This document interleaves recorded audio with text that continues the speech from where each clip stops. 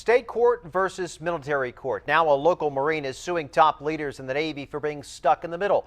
Attendance reporter Melissa Messiha shows us why Staff Sergeant Anthony Rios says he's taking extreme steps to see his son. A new federal lawsuit against the Secretary of the Navy and other top military commanders all over the custody battle of Staff Sergeant Anthony Rios' 11-year-old son. This thing has kind of just torn our family apart, literally.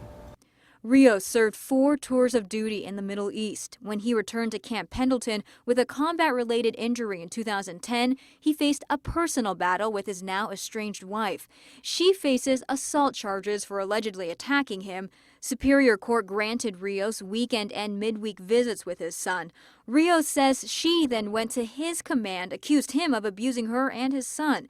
The military court issued a different custody ruling, no contact with his child. I love being a Marine, don't get me wrong. I love the things I've done for them. I love the things they've done for me and my family. But this is one of those punches in the face where I shouldn't have to endure.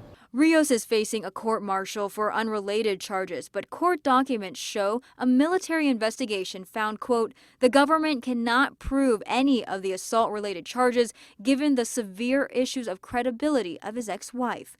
A military protective order is in place. It's modified from its initial ruling. Rios can see his son 2 hours a week supervised, but far less than what the state granted. I've exhausted all my venues. I've asked to speak with the higher-ups. I've asked to speak with generals. He's suing top-ranking military officials, saying the state already ruled on custody and his rights are being violated. They've went ahead and they made this decision, and now we're living with it for over a year. Federal law really has no business at all in families, in family law. This is probably going to be the only family law case this federal judge is ever going to have heard since she's been on the federal bench. Rios not suing for any money, just the right to spend time with his son. Melissa Messiha, 10 News. And 10 News called the military for comment on the federal lawsuit. They have not returned our calls, but court documents show a military protective order is in place for Rios' son's protection. It may be changed after the court-martial. The attorney for Rios' ex-wife says she stands by her accusations against him.